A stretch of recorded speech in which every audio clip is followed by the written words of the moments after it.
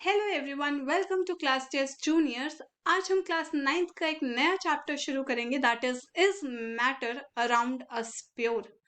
और इस particular chapter का जो टॉपिक आज हम कवर करेंगे that is pure substances and mixtures. So let's get started. तो सबसे पहले मैं आपको कुछ फोटोज दिखा रही हूँ।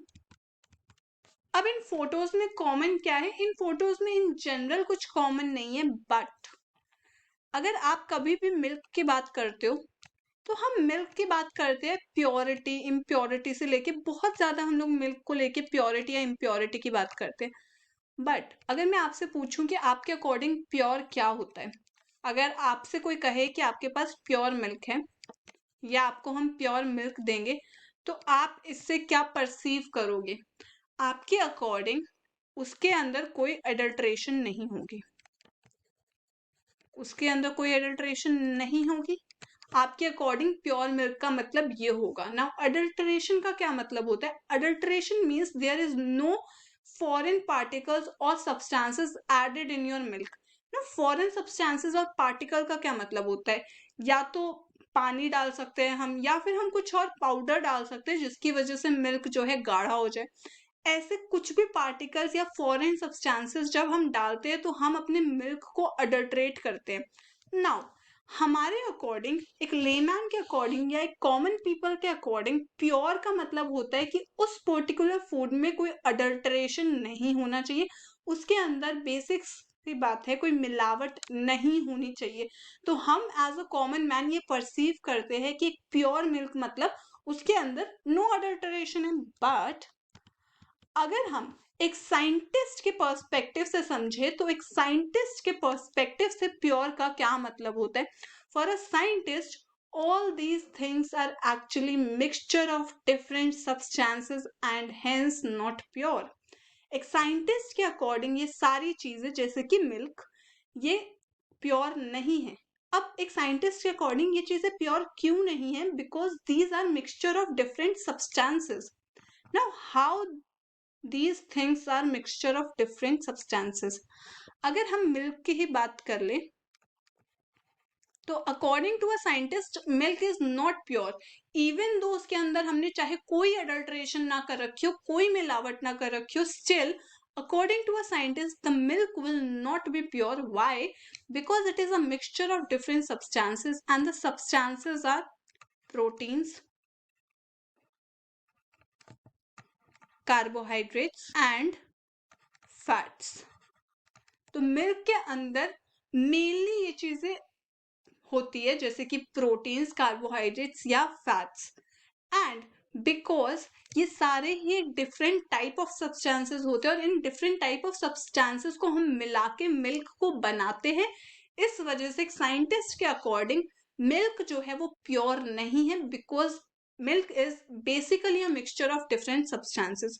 According to a scientist, a pure substance or a pure thing would be that particular thing जो कि एक सिंगल सब्सटेंस से बनी हुई है, वो मिक्सचर नहीं होगी बहुत सारे सब्सटेंसेस का, वो सिर्फ और सिर्फ एक सब्सटेंस से बनी होगी। उस पर्टिकुलर थिंग को एक साइंटिस्ट प्योर बोलेगा। बट मिल्क जो है वो प्योर नहीं है because it is a mixture of different substances according to a scientist. But for a common person pure means having no adulteration. एक कॉमन मैन के लिए pure is related to no adulteration, simple as that. But this case is not true for a scientist. Now let's study more about pure substances. Now pure substances are of two types, either it can be an element or it can be a compound. Now let's study more about elements. So first of all, जो हमारे scientist थे, uh French chemist Antoine Laurent Lavoisier, उन्होंने कहा था कि element is a basic form of matter that cannot be broken down into simpler substances by chemical reaction. उनके according element जो है वो बेसिक फॉर्म है मैटर की, उसको हम और ज्यादा सिंपलर सब्सटेंस में नहीं तोड़ सकते। इसका मतलब according to him element is the simpler substance which cannot be broken down into further. Now Elements can be normally divided into three categories: metals, non-metals and metalloids. Now, जब हम elements बोल रहे हैं तो elements का मतलब क्या है? Elements का मतलब है जैसे कि कॉपर, हमारा यहाँ पर Ag, सोडियम, एल्यूमिनियम, ये हमारे सारे क्या है? ये सारे हमारे एलिमेंट्स है जो कि हमारे पीरियोडिक टेबल में प्रेजेंट होते हैं। एलिमेंट्स बेसिकली वो सारे एलिमेंट्स है जो हमारी कहाँ प्रेजेंट होते हैं? पीरियोडिक टेबल में। अब हमने अपने एलिमेंट्स को तीन कैटेगरीज में डिवाइड किया है जो कि है metals, non metals and metalloids. So first of all we will study about metals. So these are the characteristics of metals which we are going to cover. So first of all, they have a luster, that means they have a shine. Now the second characteristic is that they have silvery gray or golden yellow color. Now if anyone asks you कि आप metal का colour बताओ तो आप colour बता सकते हो, because colour क्या होता है, मतलब प्रोबेबिलिटी क्या हो सकती है मेटल्स के कलर की, that they have silvery grey और golden yellow colour. Now, the third very important characteristic is that they conduct heat and electricity, and this is a very important characteristic of a metal. And the next characteristic is that they are ductile, malleable and sonorous. Now, first of all, what do we mean by ductile? Ductile का मतलब होता है कि हम उन्हें wires में convert कर सकते हैं. बहुत ही थिन वायर्स में हम मेटल्स को बहुत आराम से हैमर कर करके कन्वर्ट कर सकते हैं. ना मेलिएबल का क्या मतलब होता है कि हम उसे थिन शीट्स में कवर कर सकते हैं. एंड सोनोरस का क्या मतलब होता है, दैट इट क्रिएट डीप और ringing sound. Now what are the examples of metal? So सबसे पहले हम एग्जांपल्स पढ़ लेते हैं क्या क्या होते हैं मेटल के. तो हमारा एग्जांपल्स में आता है gold, silver, copper, iron, sodium and potassium. So these are some of the examples of metals, and all these are very important characteristics of metal, क्योंकि इस पर डायरेक्ट क्वेश्चन बनता है कि what are the characteristics of metal and what are the examples. because जैसे आप examples लिखते हो आपके आंसर को एक प्लस पॉइंट डेफिनेटली मिल जाता है, बिकॉज जब आप एग्जाम्पल से डिफाइन कर देते हो तो वो एक प्लस पॉइंट आपके आंसर को दे देती है. तो हमेशा एग्जाम्पल्स लिखा करो, एक ये हैबिट डालो दैट आप एग्जाम्पल्स लिखो. नाउ मरकरी को लेके एक बहुत ही इंपॉर्टेंट पॉइंट है, that mercury is the only metal that is liquid at room temperature. So mercury is the only metal that is liquid at room temperature. Now आपसे question direct पूछा जा सकता है, that which is the metal that is liquid at room temperature. तो ये आपको आना चाहिए कि कौन सा हमारा मेटल है जो कि लिक्विड होता है eight room temperature. So that is mercury. Now let's study more about non-metals. So first of all, they display a variety of colors. जैसा कि हमने metals के केस में देखा था कि उनके कुछ specific colors थे, जैसे कि silvery grey या फिर yellowish color. But यहाँ पे non-metal के केस में they display a variety of colors, and they are very bad conductor of heat and electricity. They are not ductile and malleable, and they are not sonorous. अब हमें ductile, malleable and sonorous का मतलब पता है, but they are not that thing. मतलब they are not ductile, malleable and sonorous. तो अब हमें metals and non metals का clarity मिल चुका है. अगर हमसे पूछा जाए difference between metals and non metals तो हम वो भी लिख सकते हैं. अब हम इसके एग्जाम्पल्स देख लेते हैं. तो एग्जाम्पल्स क्या है नॉन मेटल्स के?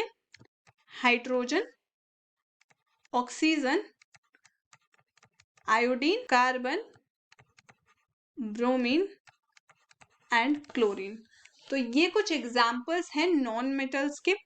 इसके बाद हमारे आते हैं metalloids. Metalloids basically intermediate properties दिखाते हैं, मतलब वो मेटल एंड नॉन मेटल के बीच की प्रॉपर्टीज दिखाते हैं. तो basically some elements have intermediate properties between those of metals and non metals and they are called metalloids. So basically वो एक बीच की प्रॉपर्टीज दिखाते हैं जो कि मिक्सचर होती है, कुछ मेटल्स की कुछ नॉन मेटल्स की, कुछ बेसिकली इंटरमीडिएट प्रॉपर्टीज मेटलॉइड्स दिखाते हैं. और अगर हम बात करें मेटलॉइड्स के एग्जाम्पल्स की, तो मेटलॉइड्स के केस में एग्जाम्पल्स हम क्या क्या बोल सकते हैं? Boron, silicon and germanium. ये कुछ एग्जाम्पल्स है हमारे मेटलॉइड्स के. तो ये आपको याद करने हैं। ये 3 एग्जाम्पल्स तो आपको एटलीस्ट आने ही चाहिए कि मेटलॉइड्स के क्या क्या एग्जाम्पल्स होते हैं। तो boron, silicon and germanium. Now these are some important things related to elements, that the number of elements known at present are more than 100. अभी तक जो एलिमेंट्स हमें पता चले वो 100 प्लस है, जिसमें से 92 जो है वो हमारे नेचुरल है, और इसके अलावा जितने भी है वो मैन मेड है। वो क्या है? Man made. ये पॉइंट्स बहुत इंपॉर्टेंट है, इनका नोट्स बनाते जाइए आप। Now majority of the elements are solid. जो मेजॉरिटी ऑफ एलिमेंट्स है वो सॉलिड है।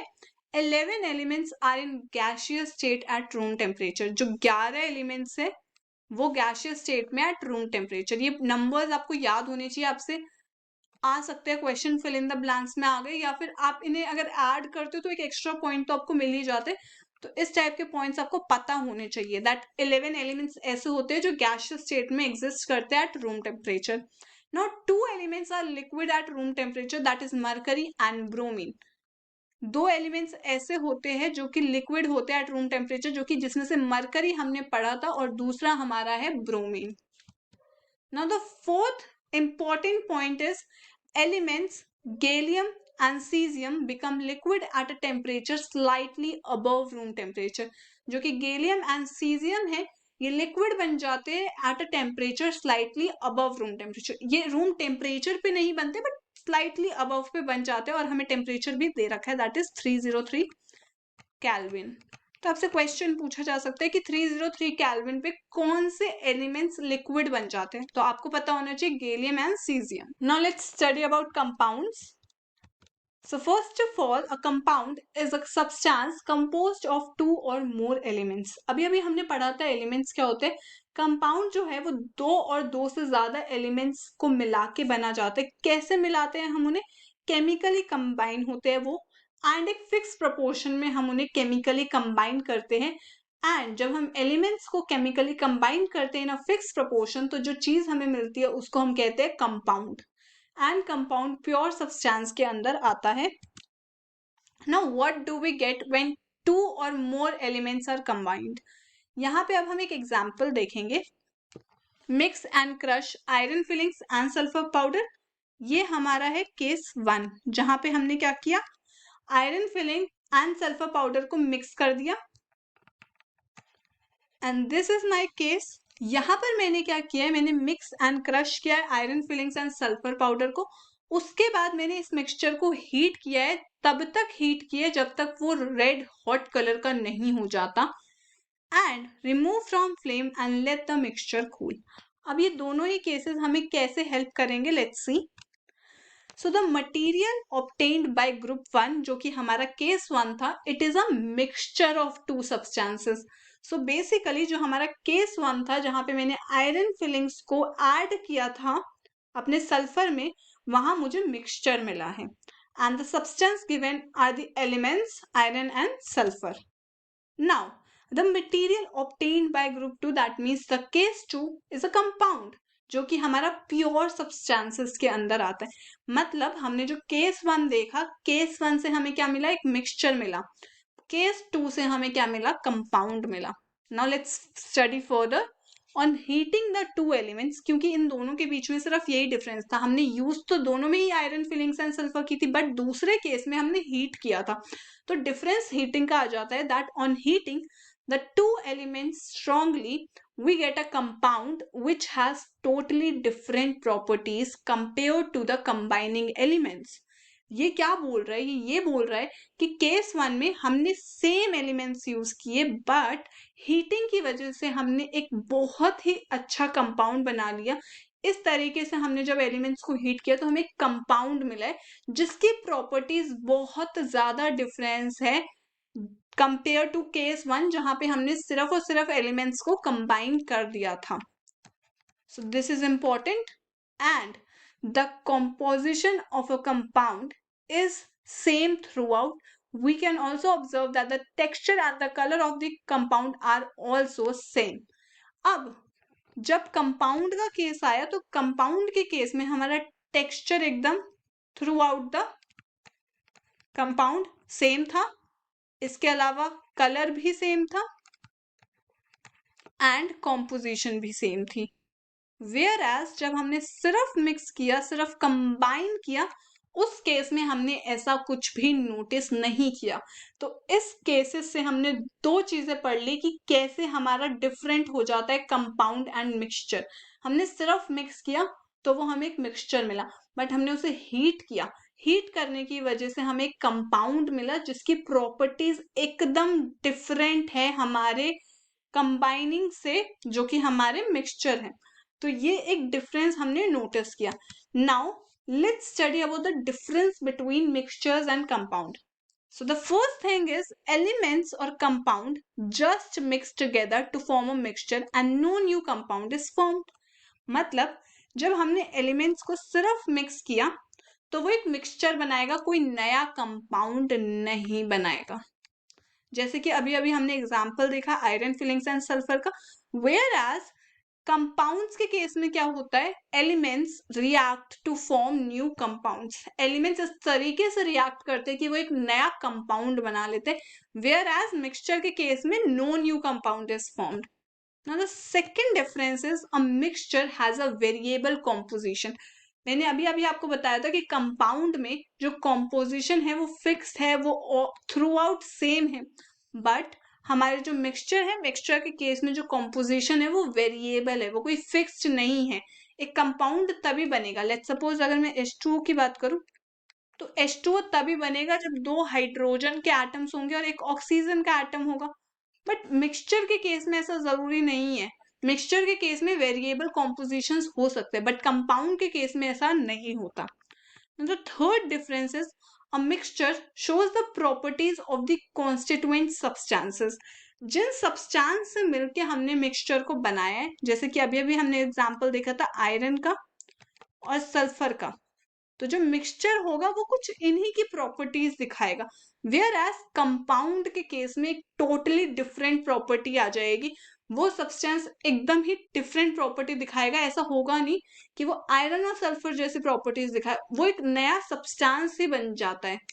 Now the fourth difference is the constituents can be separated fairly easily by physical methods.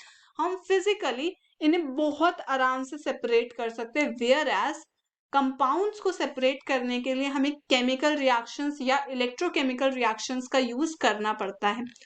So these are very very important points and ये एक direct question बनता है that what is the difference between mixtures and compounds. Now in the next slide we will study about mixtures. So sea water, minerals, soil, soft drink, milk and coffee, these all are the examples of mixtures. और अभी अभी हमने पढ़ा mixtures क्या होता है।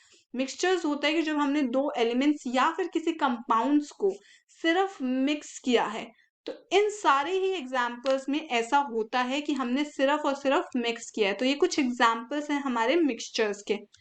Now let's see the define of a mixture, that mixtures are constituted by more than one kind of pure form of matter. ये तो हमने ऑलरेडी पढ़ लिया और ये तो हमें समझ में आ गया है कि मिक्सचर में मोर देन वन काइंड है, इसी वजह से तो हम उसे प्योर नहीं बोलते। According to a scientist perspective हमें प्योर को समझना है, और इस चैप्टर में जब भी मैं प्योर की बात करूंगी आपको समझना है according to a scientist perspective. आपको वो लेमन लैंग्वेज या कॉमन पर्सन के अकॉर्डिंग नहीं समझना है दैट नो अडल्ट्रेशन मतलब प्योर होता है। नो, आपके अकॉर्डिंग प्योर या इम्प्योर क्या होता है, प्योर वो होता है जो सिर्फ एक पर्टिकुलर काइंड ऑफ मैटर से बना हो, बट मिक्सचर्स क्या होते हैं, वो more than one kind of pure form of matter से बने होते हैं। Now let's study some more about mixtures. We know that dissolved sodium chloride can be separated from water by the physical process of evaporation. अभी अभी हमने वहां पर एक डिफरेंस बिटवीन देखा था मिक्सचर एंड कंपाउंड्स में, एंड वहां पे हमने क्या देखा था कि हम मिक्सचर्स को किससे सेपरेट कर सकते हैं, फिजिकल मेथड से सेपरेट कर सकते हैं, and evaporation is a physical method. तो हम जब सोडियम क्लोराइड होता क्या, sodium chloride is a formula for salt, तो हम सॉल्ट को बहुत इजीली पानी में से निकाल सकते हैं by using evaporation process, and evaporation is a physical process.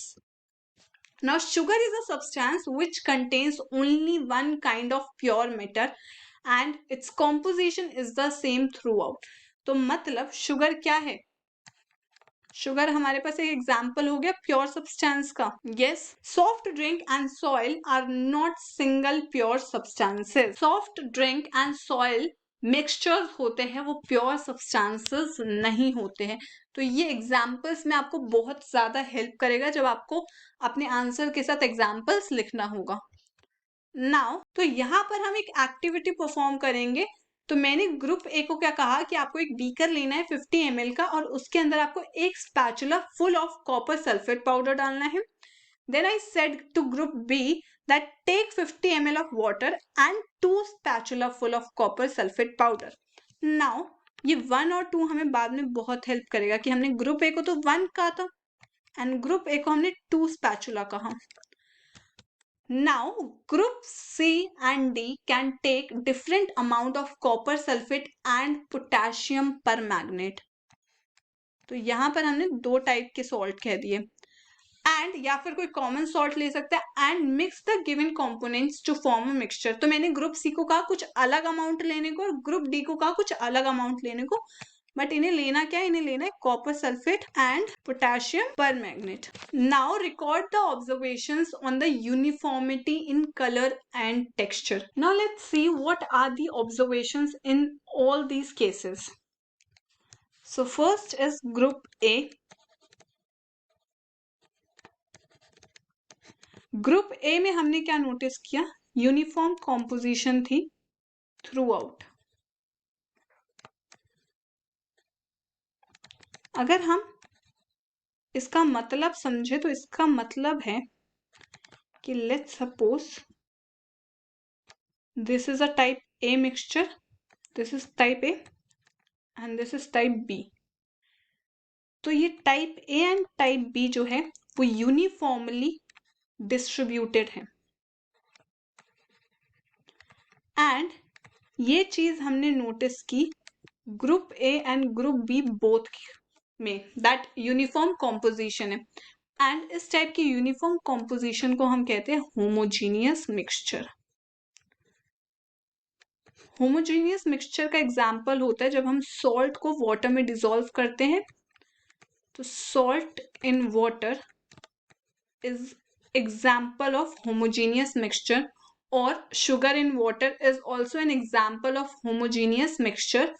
Now अगर हम बात करें अपने ग्रुप ए एंड बी के डिफरेंस में, तो आप ये डिफरेंस नोटिस करोगे कि इनका जो कलर है उसमें आप डिफरेंस नोटिस करोगे. बिकॉज ग्रुप ए में हमने 1 स्पैचुला डाला था तो इसका कलर थोड़ा लाइट होगा compare to group B.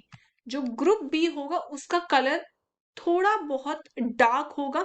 Intensity जो है वो डिफर करेगी हमारे कलर की. क्या डिफर करेगी? Intensity of the colour. Now homogeneous mixture can have a variable composition. जैसा कि हमने देखा था कि जब हम मिक्सचर और कंपाउंड की बात कर रहे थे तो मिक्सचर्स में वेरिएबल कॉम्पोजिशंस होते थे, वेयर एज कंपाउंड में फिक्स्ड कॉम्पोजिशंस होते थे. It's very obvious that mixtures can have variable compositions and homogeneous mixture is a part of a mixture. So homogeneous mixture can also have variable compositions. Now if we see group C and group D, तो इनमें क्या difference था? इसमें basically इस तरीके से uniform distribution नहीं था. अगर मैं आपको इसका एग्जाम्पल देके समझाऊं तो अगर आप ऑयल डालो वाटर के अंदर तो जिस तरीके से पानी जो है वो नीचे चला जाता है और ऑयल की एक लेयर ऊपर आ जाती है, तो हमारा जो है ये एक तरीके का यूनिफॉर्म डिस्ट्रीब्यूशन नहीं हुआ है. जैसे सॉल्ट पानी के अंदर एकदम यूनिफॉर्मली डिसॉल्व हो जाती है, ऐसा ऑयल जो है पानी के अंदर नहीं होता. तो इस टाइप के मिक्सचर्स को हम कहते हैं हेट्रोजीनियस मिक्सचर्स. इस टाइप के मिक्सचर्स को हम क्या कहते हैं? Heterogeneous mixtures. तो ग्रुप सी और ग्रुप डी के अंदर जो हमने किया था उसके थ्रू हमने हेट्रोजीनियस मिक्सचर्स बनाए हैं. Basically Heterogeneous mixtures contain physically distinct parts and have non-uniform compositions. उनके uniformly compositions नहीं होते हैं. And इनके examples मैंने आपको दिया जैसे कि oil and water. And हमने different amount इसलिए भी डाला so that हम देख पाए किस टाइप का heterogeneous mixture वो बन रहा है. तो ये हमारे कुछ रिजल्ट्स थे जो हमने group A B C D में देखे, जिसके थ्रू हमने homogeneous mixtures and heterogeneous mixtures समझे. एंड हमने समझे कि होमोजीनियस मिक्सचर्स के क्या क्या एग्जांपल्स होते हैं जो हम डे टू डे लाइफ में देखते हैं, जैसे कि salt in water, sugar in water. These are the examples of homogeneous mixtures. But whereas group C and D में जो एग्जांपल्स हमने देखे वो ऑयल इन वाटर हो सकते हैं, जो हम डे टू डे लाइफ में देखते हैं कि अगर हम पानी के अंदर ऑयल डालते हैं तो ऑयल के ऊपर एक वाटर के ऊपर एक ऑयल की लेयर बन जाती है, तो वो एक प्रॉपर मिक्स नहीं हो पाते हैं. इस टाइप के मिक्सचर्स को हम हेट्रोजीनियस मिक्सचर्स कहते हैं. Now this is the conclusion जो आज की क्लास का हमने पढ़ा है. ये हमारा कंक्लूजन है आज की क्लास का, that matter can be solid, liquid और gas, and it can be divided into pure substances and mixtures. Pure substances में जो compounds होते हैं इनके fixed compositions होते हैं, whereas mixtures में कोई fixed compositions नहीं होते. Elements जो होते हैं वो सबसे छोटे और simpler substances होते हैं जिन्हें हम नहीं तोड़ सकते और simpler substances में. इसके बाद इनके जो examples है that is copper, oxygen, iron, hydrogen, mercury. Whereas pure substances में दूसरा पार्ट होता है कंपाउंड्स, जिसमें फिक्स्ड कॉम्पोजिशंस होते हैं and it can be broken down further by chemical और इलेक्ट्रोकेमिकल रिएक्शंस. इसके एग्जांपल्स है water, methane, sugar and salt. Now matter का जो दूसरा पार्ट होता है that is mixtures. And mixtures के अंदर हमारे दो पार्ट्स आ जाते हैं. First is homogeneous mixtures and second is heterogeneous mixtures. Homogeneous mixtures में यूनिफॉर्म कॉम्पोजिशन होता है, वेयर एज हेट्रोजीनियस में नॉन यूनिफॉर्म कॉम्पोजिशन होता है. होमोजीनियस के एग्जांपल्स हमने देखे थे sugar in water, salt in water, जो कि हम डे टू डे लाइफ में देखते हैं. इसके अलावा जो डे टू डे लाइफ में हम नहीं देख सकते हैं ऐसे एग्जांपल्स है जैसे कि sulphur in carbon disulphide, water in alcohol. Now heterogeneous में sand and salt, sugar and salt and water in oil. तो वाटर इन ऑयल एक ऐसा एग्जाम्पल है जो हम डे टू डे लाइफ में बहुत ज्यादा देखते हैं. तो ये आज की क्लास का हमारा कंक्लूजन था पूरा का पूरा जो आज हमने पढ़ा है. अब आपका काम है ये सारे नोट्स प्रॉपरली प्रिपेयर करना एंड पूरे कॉन्सेप्ट को दोबारा से रिवाइज करना. एंड अगर आपको वीडियो पसंद आया हो तो प्लीज वीडियो को लाइक कीजिएगा. And thank you for watching the video.